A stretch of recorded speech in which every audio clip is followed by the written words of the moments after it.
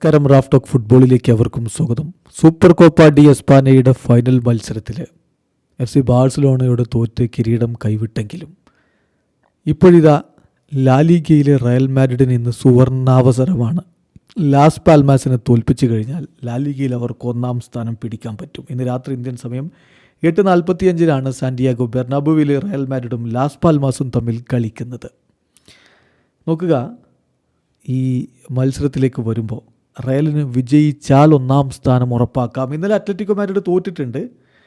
അവർ ലഗാനസിനോട് ഏകപക്ഷീയമായ 1 ഗോളിന് തോൽക്കുന്ന സാഹചര്യമുണ്ടായി. അത് റയലിന് വലിയ രൂപത്തിൽ അനുകൂലമായിട്ടുണ്ട്. ആൻറ്റോയിൻ ഗ്രീസ്മാന് അവസാന ഘട്ടത്തിൽ പെനാൽറ്റി ഗോളാക്കി മാറ്റാൻ കഴിഞ്ഞില്ല. അതാണ് Atletico മാഡ്രിഡിനെ തോൽവിയിലേക്ക് തള്ളിവിട്ടത്.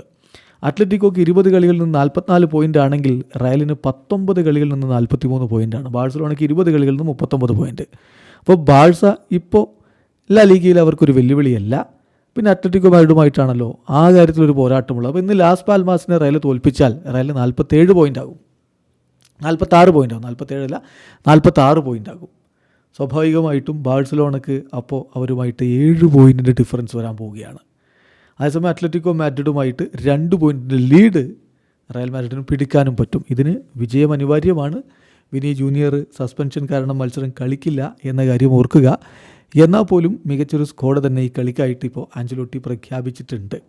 Courtois, Lunin, Fran Gonzalez എന്നിവരാണ് ഗോൾ കീപ്പർമാരായിട്ട് സ്ക്വാഡിലുള്ളത്. Alaba, Lucas, Vallejo, Fran Garcia, Rudiger, Mendy, Asensio, Lorenzo എന്നിവരാണ് ഡിഫൻഡർമാരായിട്ടുള്ളത്. Bellingham, Valverde, Tchouameni, Arda Guler, Ceballos എന്നിവർ മധ്യനിരയിലുണ്ട്.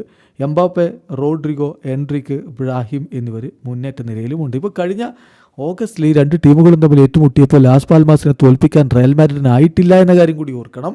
അന്ന് 1-1 സമനിലയായിരുന്നു. വിനി അന്ന് പെനാൽറ്റിയിലൂടെ ഒരു ഗോള് അടിക്കുകയും ചെയ്തിരുന്നു. ഏതായാലും ഇന്നിപ്പോൾ വിനി ഇല്ലാതെയാണ് അവർ ഇറങ്ങുന്നത്. അവരുടെ ആദ്യ 11-ൽ ആരൊക്കെ എന്നുള്ളത് ആരാധകർ ഉറ്റുനോക്കുന്ന കാര്യമാണ്. ഇപ്പം സ്പാനിഷ് മാധ്യമമായിട്ടുള്ള ഡിയാരിയോ ASൻ്റെ ഒരു പ്രഡിക്ഷൻ അനുസരിച്ച് റയലിൻ്റെ 11 ഇങ്ങനെയാവും. ഗോൾ കീപ്പറായിട്ട് കോർട്ടുവ, ഡിഫൻസിൽ റൂഡിഗറും അസെൻസിയോയും, സെൻട്രൽ ബാക്കുമാരുടെ റോളിൽ ഇരുപാർശ്വങ്ങളിലായിട്ട് ഫ്രാൻ ഗാർസിയയും ലൂക്കാസ് വാസ്കസും ഉണ്ടാകും. മധ്യനിരയിൽ ഷുവാമനിയും ബെല്ലിംഗാമും വാൽവർദയും, മുന്നേറ്റങ്ങൾ നയിക്കാൻ റോഡ്രിഗോ, ബ്രാഹിം എന്നിവർ ഇരുപാർശ്വങ്ങളിലായിട്ട് നിൽക്കുമ്പോൾ എംബാപ്പെ മുന്നേറ്റങ്ങളുടെ കുന്തമുനയായിട്ട് നിൽക്കും. ഇതാണ് പ്രതീക്ഷിക്കപ്പെടുന്നത്.